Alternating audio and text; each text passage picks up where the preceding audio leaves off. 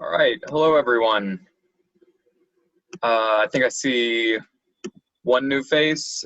Ismail, I don't know if we've ever met. Do you mind introducing yourself? Yeah, I joined last year, but I didn't really, I, yeah, I sort of just, I wasn't doing that much. My interest slowly decreased as the first semester went on, but I'm taking CAD now, so hopefully I'll be more helpful this time around.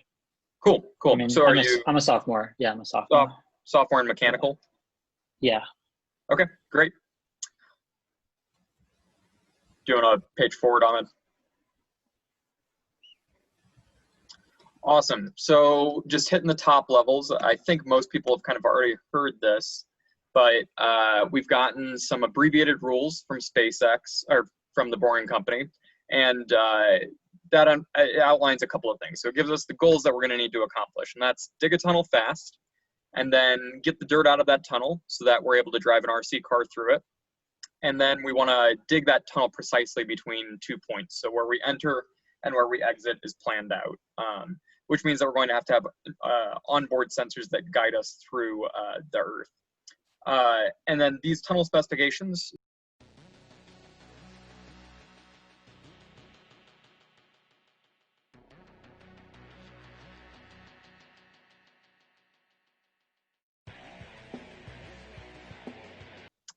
So that just kind of gives us the feel of the initial competition. Ahmed will talk about when the full set of rules will be released in a second. So what we've done thus far is that we've got this box built, and we're going to fill this up with dirt. So this box is about 2 feet by 2 feet by 2 feet. And when we fill this up, we're able to open up these slides on the front and back of the box and then try to drill through there with our initial prototypes. And in the bottom right corner, you can kind of see the CAD that's coming together for this first prototype. So it's got a digging head that we're going to just try to test out. And it's got some internal features like a motor that powers the digging head, and that also powers this screw that pumps dirt from where the head is out the back of the tunneler. And wrapping up for myself, we've got an immersion fair presentation tomorrow night at 5 p.m. So if you're free and want to check it out, you can swing on by. There's a link in the Slack in order to register. And we'll be showing off our trailer and hopefully grabbing some new members from the list of freshmen that will be attending. That's it for me. Sweet. So just to cover a few logistical things, but before I do, Dan, did you want to talk about an NDA real quick? Oh, yeah. So because we're working with the Boring Company, and this was true back in the Hyperloop SpaceX days, we're going to need to sign, every active team member is going to sign a non-disclosure agreement that basically says that we won't be leaking information to the press or to SpaceX or the Boring Company's competitors. We don't really ever receive any sort of information that would put them at risk, but it's just kind of a fail-safe. So we don't have those NDAs on hand right now, but just keeping in mind that internal team documents, or not internal team documents, but documents provided by SpaceX shouldn't be given to anybody else. So even these abbreviated rules shouldn't be shared. But we can still talk about kind of the top line takeaways without revealing big specifics. Sweet. And just to cover a few things, obviously you all already know that Dan's our project manager. So in general, Dan's going to cover a lot of those top level logistics and take care of things involving that. So including things as funding, outreach, planning events, and things like that. I'm the deputy project manager at Med, so I'll be working with the leads, specifically facilitating work and research and everything like that to make sure collaboration is going smoothly and to make sure that the leads have what they need in order to work their teams the best they can. That being said, we currently have 2 leads, Cody and Rob. Cody's going to be focusing on the digging aspects and the dirt aspects, and Rob's going to be the electronics, computation, and controls. They'll be our 2 leads for now, but that being said, as the team evolves and we find out our different needs, we're going to have more room for leadership and more room for different people on the team. So if you're interested in leadership, the best thing to do is really just stay active on the team, and we'll be reaching out to you, and you can always reach out to us in order to get a leadership role, if that makes sense. since you guys are on the Zoom, I don't really have to go over this, but that's the Zoom link for the future meetings. It's also in the general channel. I'll always send a link there, and we'll always send a link in the team channel. That being said, Dan was able to create a Zoom link channel, so feel free to hop on that channel. That'll always have the most up-to-date Zoom links for meetings and things like that. So maybe for immersion, we'll send out another Zoom link. So if people want to hop on that real quick, they can. But make sure you register. There's the Zoom link in case you need it. You want to save that or add it to a calendar. We'll have another meeting sometime next week, so we'll post that.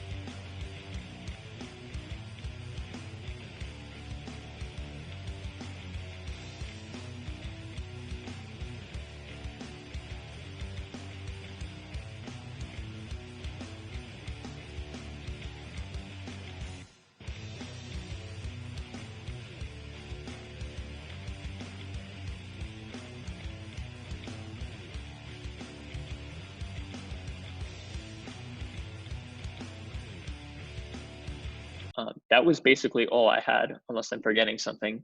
But overall today, we're gonna have Charles, Esther, and Cody go over a few things, brainstorming some cutting designs, extractions, and digging. And what we wanna do is maybe after Charles goes over his content, we're gonna wanna talk about what we like and what we wanna keep about that and ways we want to improve that type of concept and design. And then same with the extraction system and digging. And with that being said, I'm just gonna hand it over to Charles, who I think has the next slide, unless. Yeah. Cool. Sweet. Thanks, Ahmed.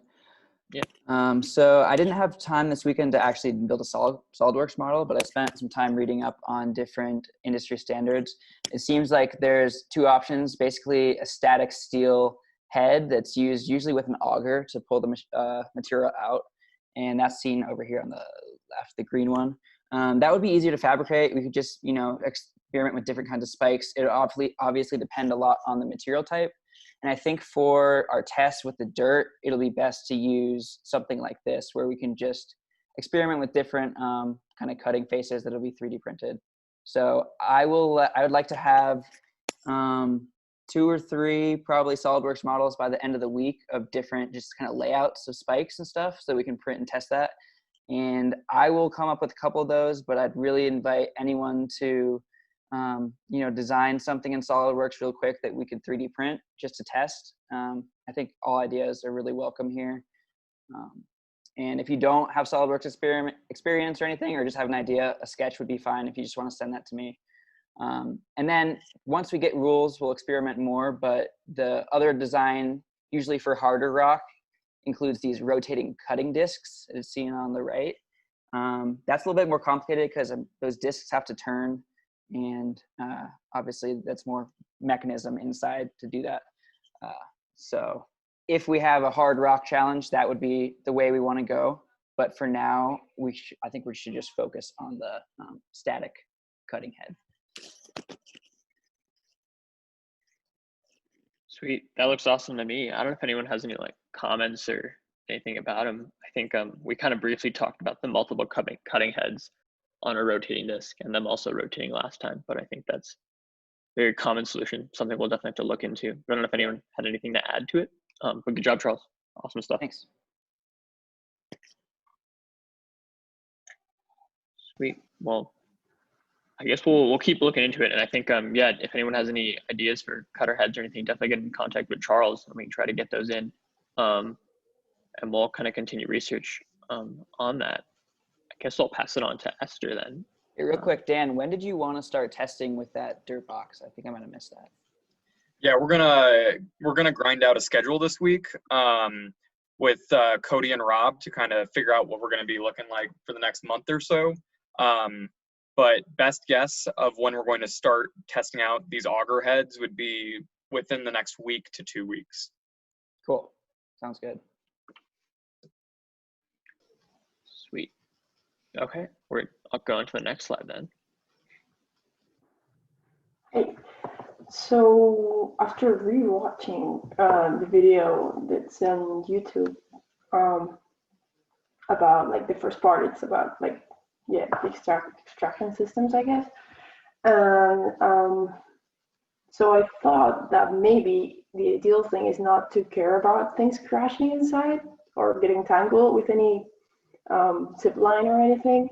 So I thought that maybe we could get the, like conveyor belts, sort of like cheap ones if it's possible, and make it as long as possible. And then if necessary, because I don't think we're going to make 30 meters of conveyor belts, but make all the belts move at the same time. Once we get like, I don't know, 15 meters inside the tunnel. So the idea will be that you, so let's say you put all the dirt on top of it, then you move it out, you discharge it outside, you go back. So you only have one piece moving. And that way, I guess you don't have to care about crashing with anything and don't have excessive like waiting for things to be loaded and not, I don't know. That was kind of my idea.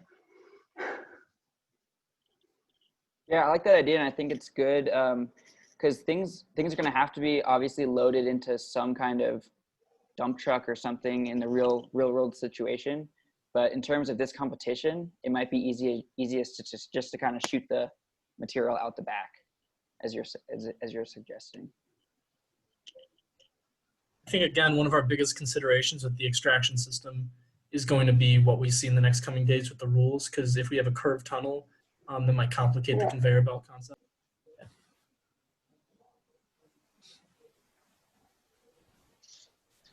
Yeah, I think the underlying mechanics and physics of a conveyor belt is pretty interesting. I would definitely get worried about us relying too heavily on a ton of infrastructure. So the top picture is definitely like very it's too heavy, like in the very literal sense of the idea. And too much material. Like, to put like let's say thinner, if that's, I don't think that's the word, but like thinner, and then put wheels to it so that it can be motorized. Basically you like make it like modular, so you can separate it into separate pieces and sort of make it the length you need at the end. But yeah, I mean, cool. That might allow for like slight turns of maybe, but not that much. Kind of like a telescoping conveyor belt, and like expand kind of like that to extend the length. At first that was one idea, but I searched into that, and it might be very like bulkier than that, which is not ideal. Yeah, that might be too complex. There might be something to be said for like a river of fabric, so that you're pulling a tarp between where you're digging and where you're offloading. So it's a really simplified conveyor belt. So there's no sort of wheels in between everything. You just got fabric moving on top of each other, past each other. And maybe you can pile dirt on top of that and kind of make it act a little bit like a stream out the end of the tunnel. That's something we can definitely look into.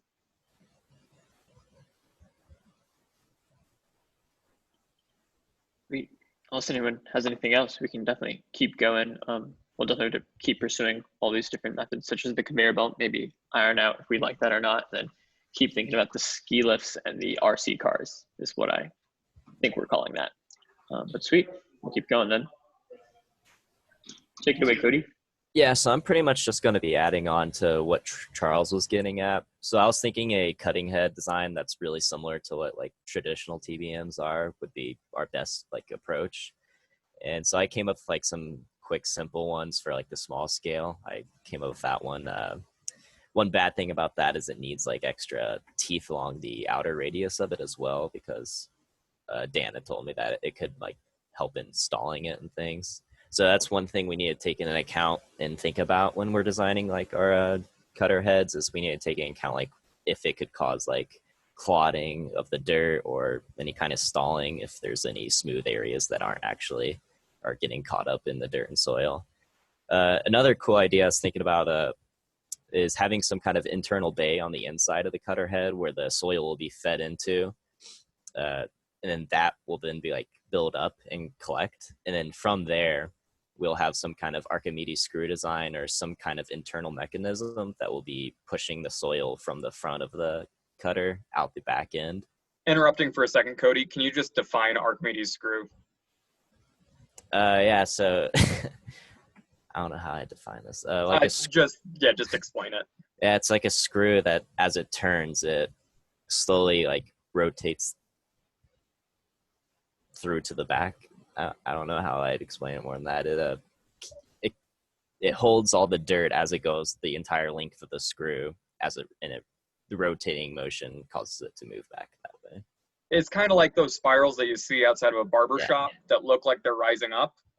But when you take away the colored sections of those spirals, you can have a chunk of dirt sitting in there, and it gets pushed up along the spiral. Yeah. And so I was thinking that the motor that we use to actually rotate the cutting head could actually be used to rotate that Archimedes screw as well. So it'll be utilizing the motor for multiple functions. And then I also been doing a little bit of research into the mathematics of boring, so like finding out what kind of feed rate and what kind of time to complete based on certain parameters we'll have and the velocity we'll be able to achieve. And I found that most of it's dependent on like the RPM we're spinning the cutter at, the number of teeth on the cutting head, the surface area of the cutting head, and like the force you're applying onto it if you're going to be pushing on it or just letting it go and moving forward over time. Other than that, that's basically it. If anyone has any like cool cutting head ideas, like Charles said, send them over and we can start mass producing like a bunch of different designs with different teeth configurations, different like if you have any unique ideas in general. I was thinking of one unique idea of like having a kind of like a drill bit in the middle that you can see on mine. And I was thinking that might help in like catching the dirt and helping with getting more forward momentum maybe, or just pushing through the dirt. I don't know the science behind it. We're all pretty new to this kind of stuff. So if anyone has cool ideas that we can test out and just experimentally see if they work, that'd be great.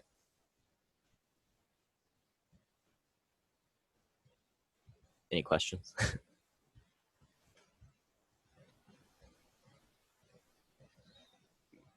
Just to clarify, this is confusing. Obviously, the cutter head discs, they definitely spin, right? Like powered, like with like a motor. Yeah, on some designs they do, some they don't. I feel like for our design, since it'll be much more simplified, just the fact that the disc or the entire head itself is spinning would be enough, and we wouldn't need those cutters to spin. Those cutters spinning is more so for being able to break through rock and harder things, whereas just having teeth in general will help us get through soil. I feel like so that all depends if those cutters weren't spinning, wouldn't they just like kind of roll along the face of the tunnel and not really do anything? No, they act as teeth, so they catch into the soil and like kind of rip the soil up and loosen it as it spins, as the whole head spins. So I did some research on the rotating cutting wheels within the full cutting head, and it seems like Cody said, they were only turned on for rock. Yeah. And in most of the large scale commercial boring machines, they were hydraulically driven separately from the head. So I think something that could be pretty simple for us to do if we do want to integrate that is have them just spin mechanically based on the motion of the cutting head as a whole. Yeah. I don't know if you guys think that could be a useful. Yeah. That's definitely a possibility. I think that's interesting that that those discs are still useful when they're not spinning. Yes, essentially they just act as just something that pushes against the dirt and loosens it up and breaks it up. And that's all you really need to do to actually dig through the soil. You don't really need like something that's cutting. You just need something to push into it and loosen it up. And from there, it's easier to excavate. Cool. It just depends on the rules. If like we do have to go through rock or something, we'll need to take into account spinning discs like Rob said.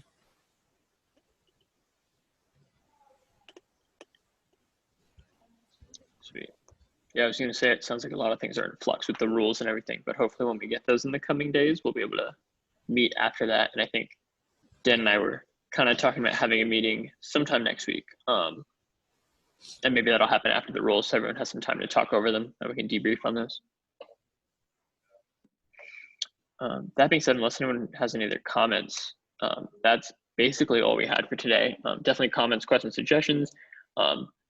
And then we're, once again, as I already mentioned, we're planning on having a meeting next week. Hopefully we'll be in touch soon to kind of plan that out and get more involved and get some more actions and tasks out there at the next meeting. But I think that was great to just kind of get everyone on the same page. Does anyone have anything to add? Questions, suggestions? Dan, you have anything to add? Yeah, so what do people think about this meeting format? Any reactions to it? I like it. I think it's short, concise, and allows us to get our general ideas and points across really easily. Yeah. I think having everything pre-prepared made things run really smoothly. I think that's definitely something we should use in the future. That's what I was going to say too. I like the slideshow format. What are people's ideas when it comes to, so we're going to eventually split up into sub-teams, and that's not going to come for a couple of weeks still. But when we want to have these smaller group discussions, what do you guys think the numbers should be on that? Is it like a conversation between 2 people, 4 people? How big of a group is too big for Zoom? I think for now, what we're doing, since we have such a small group, it's fine. But I say if we do end up having like subgroups that have like over 5 people each, then we should probably have like subgroup meetings, but still have like a bi-weekly or weekly all-team meeting still too, though, if we can. Yeah, it looks like we have nine people in here, and I think 9-10 people would be the biggest I'd go for having like a discussion format meeting.